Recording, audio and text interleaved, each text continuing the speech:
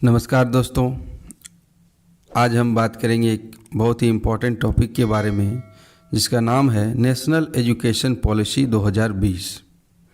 इसे NEP के नाम से भी जाना जाता है। राष्ट्रीय शिक्षा नीति सर्वप्रथम कब बना? तो सर्वप्रथम 1968 में इंदिरा गांधी की सरकार ने इस समिति का गठन किया था। प्रथम संशोधन हुआ इसमें 1986 में। कैसे याद रखेंगे? 68 का उल्टा कर दीजिए, देखिए 6886। और उसमें प्रधानमंत्री थे राजीव गांधी जी। उनके कार्यकाल में एक मॉडल बड़ा ही फेमस हुआ जो आज तक चल रहा है, अभी तक, अब बदलने वाला है। 10+2+3। 10 मीन्स 10 क्लास तक, 2 मीन्स इंटर और 3 मीन्स ग्रेजुएशन। इस मॉडल को अपनाया गया। आंशिक संशोधन हुआ 1992 में भारतीय जनता पार्टी के कार्यकाल में। अभी जो विस्तृत संशोधन हुआ है 2020 में नरेंद्र मोदी जी के कार्यकाल में हुआ है। नई शिक्षा नीति 2020 की मुख्य बातों को जानते हैं। इनके अध्यक्ष हैं के कस्तूरीरंगन। वर्ष 29 जुलाई 2020 को यह लागू हुआ। पद है इनका अंतरिक्ष वैज्ञानिक, इसरो के। प्रधानमंत्री हैं नरेंद्र मोदी। राष्ट्रपति रामनाथ कोविंद। पुराना नाम था मानव संसाधन एवं विकास मंत्रालय, इस मंत्रालय का। अभी नया नाम है शिक्षा मंत्रालय। शिक्षा मंत्री हैं प्रकाश जावड़ेकर। पृष्ठभूमि: भारतीय संविधान के नीति निर्देशक तत्वों में कहा गया है कि 6 से 16 वर्ष तक के बच्चों के लिए अनिवार्य एवं निःशुल्क शिक्षा की व्यवस्था की जाए। यहाँ से एक सवाल बनते हैं कि कितनी उम्र से कितने वर्ष तक निःशुल्क शिक्षा दी जाती है। यहाँ से एक सवाल आए हैं एग्जामों में, 6 से 14 वर्ष। 1948 में डॉक्टर राधाकृष्णन की अध्यक्षता में विश्वविद्यालय शिक्षा आयोग का गठन हुआ था। तभी से राष्ट्रीय शिक्षा नीति का निर्माण होना भी शुरू हुआ। कोठारी आयोग 1964 से 1966 की सिफारिश पे आधारित 1968 में पहली बार महत्वपूर्ण बदलाव वाला प्रस्ताव इंदिरा गांधी के प्रधानमंत्री कार्यकाल में पारित हुआ था। अगस्त 1985 शिक्षा नीति की चुनौती नामक एक दस्तावेज तैयार किया गया जिसमें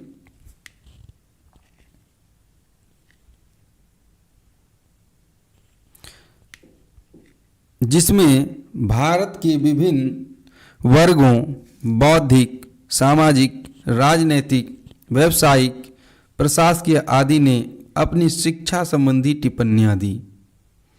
और 1986 में भारत सरकार ने नई शिक्षा नीति 1986 का प्रारूप तैयार किया। इस नीति की सर्वाधिक महत्वपूर्ण विशेषता यह थी कि इसमें सारे देश के लिए एक समान शैक्षिक ढांचे को स्वीकार किया गया। अधिकांश राज्यों में 10+2+3 की संरचना को अपनाया गया। इसे राजीव गांधी के प्रधानमंत्रित्व में जारी किया गया था। प्रमुख बातें जान लेते हैं। नई राष्ट्रीय शिक्षा नीति 2020 के तहत वर्ष 2030 तक सकल नामांकन अनुपात ग्रॉस एनरोलमेंट रेशियो GER को 100% लाने का लक्ष्य रखा गया है। ये वेरी इंपॉर्टेंट टिप्स हैं। ये मुख्य बातें हैं। इससे एकदम सीटेट या टीचिंग एग्जामों में सवाल आएंगे, तो इन बातों को आप गांठ बांध लें कि अगर आपसे पूछ देगा कब तक GER को 100% लाने का लक्ष्य रखा गया है, तो यह होगा 2030। नई शिक्षा नीति के अंतर्गत शिक्षा पर सकल घरेलू उत्पाद GDP जिसे हम कहते हैं के 6% हिस्से के सार्वजनिक व्यय का लक्ष्य रखा गया है।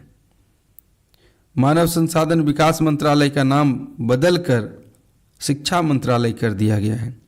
यहाँ से भी एक सवाल आएंगे कि अभी जो मानव संसाधन विकास मंत्रालय था, यहाँ पर प्रबंधन लिखा है लेकिन विकास होना चाहिए, उसका नाम बदलकर शिक्षा मंत्रालय कर दिया गया है। यहाँ से एक सवाल आएंगे। दूसरा, कितना प्रतिशत GDP से शिक्षा पर खर्च किया जाएगा? तो यह है 6%। और प्रमुख बातें कुछ जानते हैं। चौथा पॉइंट, 5वीं कक्षा तक की शिक्षा में मातृभाषा या स्थानीय भाषा दोनों को क्लियर करते हैं। मातृभाषा जो उस बच्चे के परिवार में जो भाषा बोली जाती है, माँ बाप जो भाषा बोलते हैं उसे स्थानीय भाषा कहते हैं, सॉरी मातृभाषा कहते हैं। माँ बाप जो परिवार में बात करते हैं जिस भाषा में, उसे मातृभाषा कहते हैं। स्थानीय भाषा, क्षेत्रीय भाषा को आप समझ लीजिए। आपके आसपास पड़ोस में, हमारे समाज में जो भाषाएं चलती हैं उसे स्थानीय भाषा कहते हैं। जैसे अंगिका हो गया, खोट्ठा हो गया, और भी कई सारे हैं। लेकिन कभी कभी मान लीजिए कोई बंगाल से आकर के झारखंड में रह रहा है और देवघर जिले में है, तो उसकी स्थानीय भाषा तो अंगिका हो गई, लेकिन वो अपने परिवार में बांग्ला से भी बात करेंगे तो यह उसकी मातृभाषा हुई।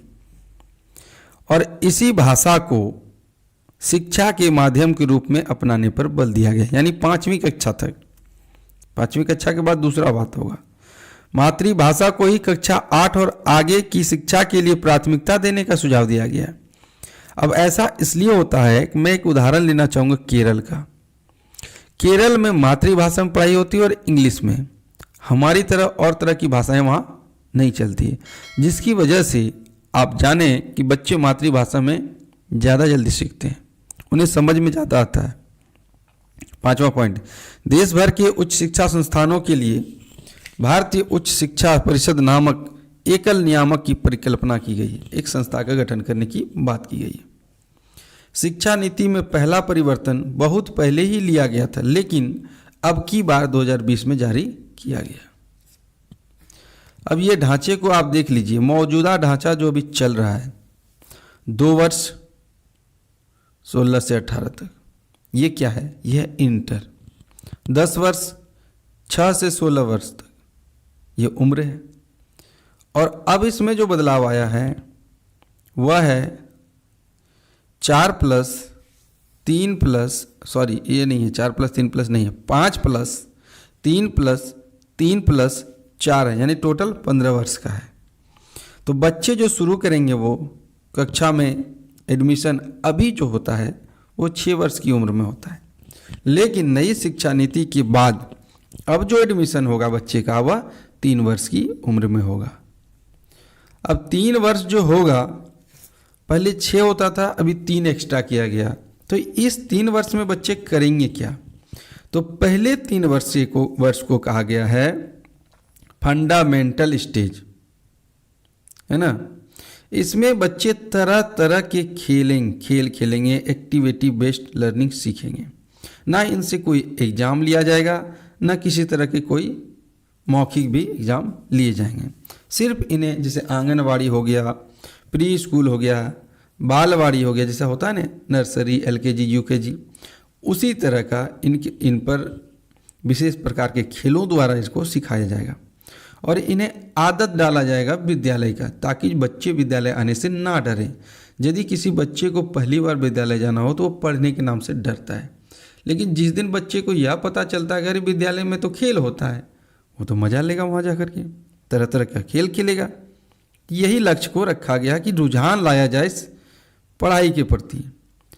5 साल का जो पहला स्टेज है फंडामेंटल स्टेज, 3 वर्ष तो हो गए उसमें, आंगनबाड़ी, प्री स्कूल, बालवाड़ी। अब बच्चे की उम्र हो गई 6 वर्ष। 3 वर्ष पहला, 3 से 4, 4 से 5, 5 से 6, ये 3 साल बच्चे स्कूल में आकर के खेलेंगे। उसके बाद का जो 2 वर्ष है उसमें बच्चा जो पहली कक्षा में प्रवेश करेगा और फिर वहाँ 2 साल वो पढ़ेगा, 6 से 7, 7 से 8। यहाँ पर पढ़ाई खेल कूद से जुड़ी रोचक परक एक्टिविटी बेस्ड होगी और इंटरेक्टिव लर्निंग होगी। इंटरेक्टिव लर्निंग में बच्चे क्या होगा, आपस में खेलेंगे, कुछ नया नया करेंगे और आराम से वो सीखेंगे। उसके बाद का जो स्टेज होगा वो होगा प्रिपरेटरी स्टेज। फंडामेंटल स्टेज में 5 ईयर्स हो गए, उसके बाद आता है प्रिपरेटरी स्टेज। आप मैप में देख सकते हैं, यहाँ पर बच्चे 3 से 5 क्लास तक पढ़ेंगे। उम्र हो जाएगी उनकी 8 से 11 वर्ष, यानी 5वीं कक्षा आते आते उनकी एज हो जाएगी 11 वर्ष। उसके बाद का स्टेज आएगा मिडिल स्टेज।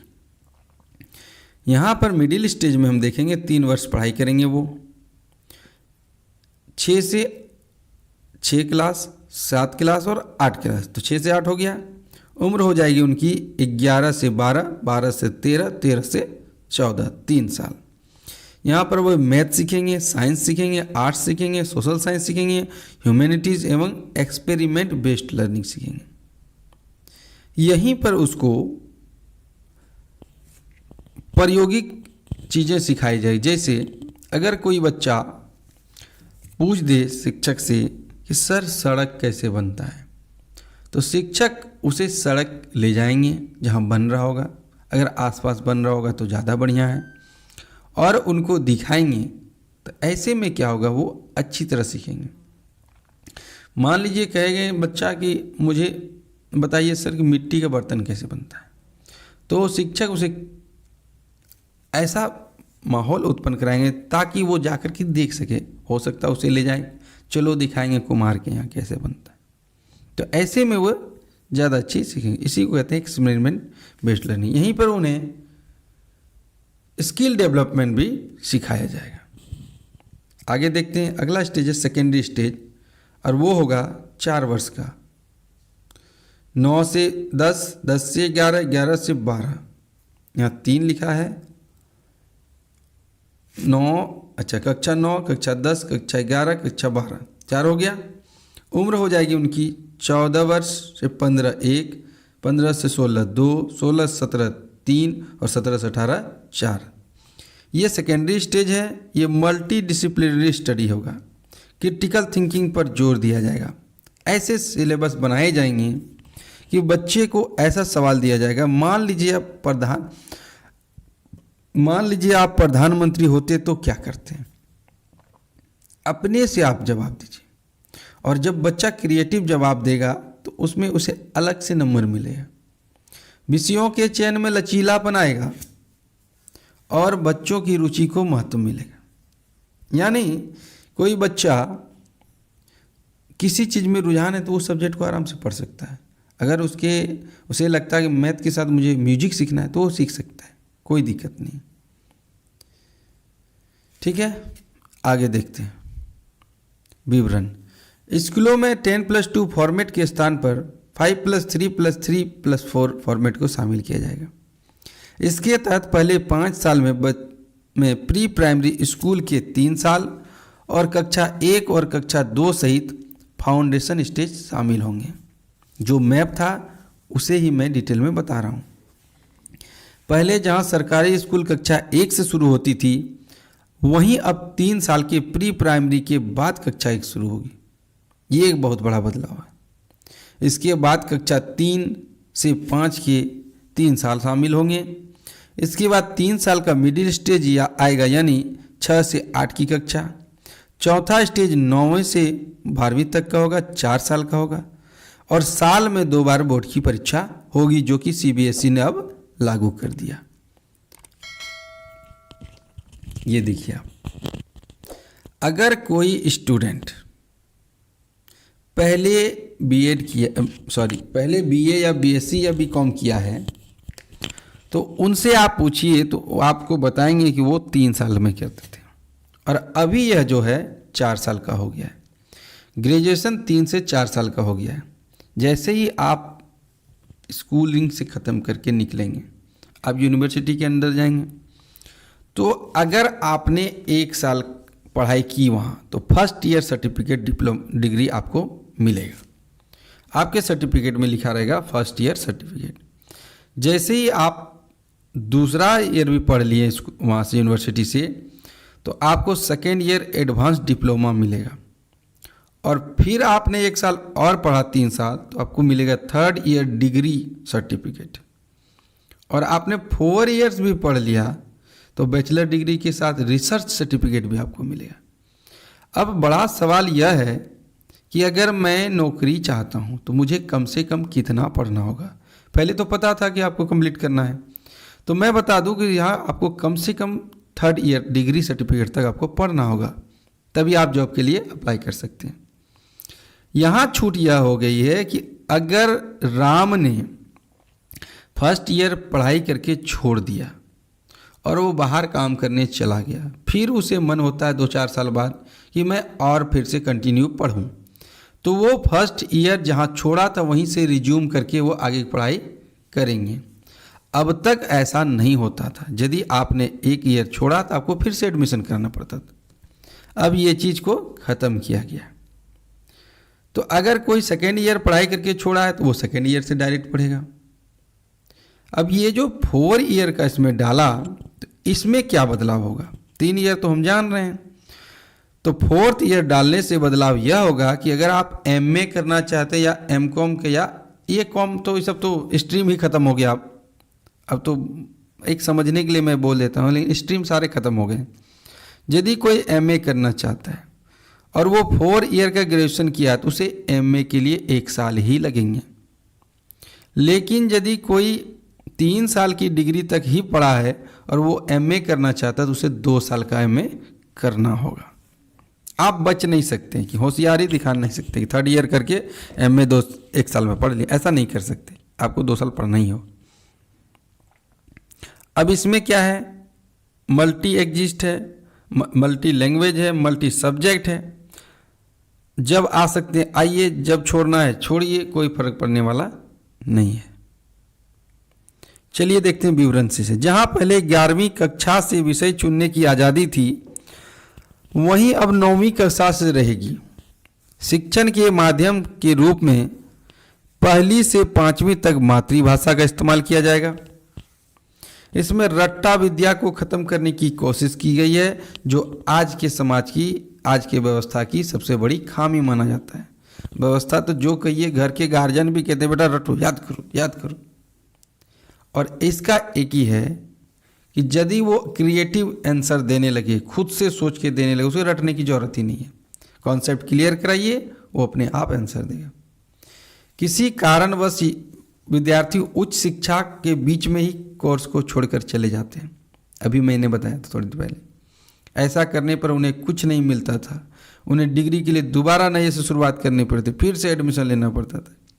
नई नीति में पहले वर्ष में कोर्स को छोड़ने पर प्रमाण पत्र मिलेगा, दूसरे वर्ष छोड़ने पर डिप्लोमा मिलेगा और तीसरे वर्ष में छोड़ने पर डिग्री मिलेगा। प्रमुख परिवर्तन क्या हुआ है? मानव संसाधन मंत्रालय का नाम बदलकर शिक्षा मंत्रालय कर दिया गया है। एकल निकाय के रूप में भारतीय उच्च शिक्षा आयोग का गठन करने का प्रावधान है, अभी तक हुआ नहीं है। संगीत, खेल, योग आदि को सहायक पाठ्यक्रम या अतिरिक्त पाठ्यक्रम की बजाय मुख्य पाठ्यक्रम से ही जोड़ा जाएगा, पढ़ाई के साथ साथ ही सिखाया जाएगा। पहले जहां जीडीपी का 4.43% शिक्षा पर खर्च होता था, अब 6% खर्च करने का लक्ष्य रखा गया। एमफिल को समाप्त कर दिया गया। एमफिल एक डिग्री होती है, इसे समाप्त कर दिया गया। और कुछ परिवर्तन हुए।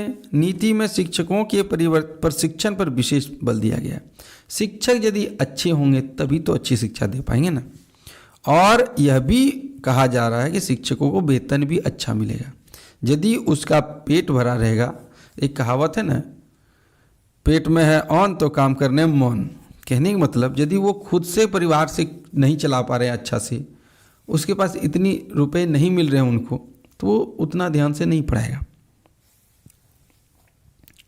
अब अनुसंधान में जाने के लिए 3 साल के स्नातक डिग्री के बाद 1 साल का स्नातकोत्तर करके पीएचडी में प्रवेश लिया जा सकता है। वही जो 4 साल का किया ना डिग्री के बाद, ग्रेजुएशन के बाद, जो टोटल तो 4 साल का हो गया, पहले ग्रेजुएशन 3 साल का था। तो अभी जो 1 साल जोड़ा है, तो आप 1 साल यदि उसको पढ़ लेते तो आप पीएचडी में जा सकते हैं। प्राइवेट स्कूलों में मनमाने ढंग से फीस रखने और बढ़ाने को भी रोकने का प्रयास किया जाएगा। अभी ये क्लियर नहीं किया गया है कितना फीस रखा जाएगा और किस कक्षा के लिए रखा जाएगा, लेकिन अभी होगा उस पर। पहले समूह के अनुसार विषय चुने जाते थे, परंतु अब उसमें बदलाव किया है। समूह मतलब स्ट्रीम चुना जाता था। अब छात्र इंजीनियरिंग कर रहे हैं, वह भी संगीत के विषय के साथ पढ़ सकता है। वही बात मैंने कहा कि यदि कोई डॉक्टरी कर रहा है, कुछ भी एक सब्जेक्ट रख सकता है। या कोई आर्ट्स का स्टूडेंट पहले नहीं रख सकता था दूसरा सब्जेक्ट, लेकिन अब तो ये स्ट्रीम भी खत्म हो गया, ना आर्ट्स है ना साइंस, ऐसा कुछ है ही नहीं। तो अब मिला जुला करके सब्जेक्ट ले लीजिए। नेशनल साइंस फाउंडेशन के तर्ज पर नेशनल रिसर्च फाउंडेशन लाई जाएगी। जिससे पाठ्यक्रम में विज्ञान के साथ साथ विज्ञान विषय को भी शामिल किया जाएगा। एक ये संस्था है। आपने इस वीडियो को अंत तक देखा, इसके लिए बहुत बहुत धन्यवाद। अब आप एक लाइक ठोकें, हमारे चैनल को सब्सक्राइब करें, दोस्तों में शेयर करें और हाँ, बेल आइकन को दबाना ना भूलें। आज के लिए इस वीडियो में इतना ही है। आपके लिए धन्यवाद। उम्मीद करता हूँ आपको पसंद आया होगा।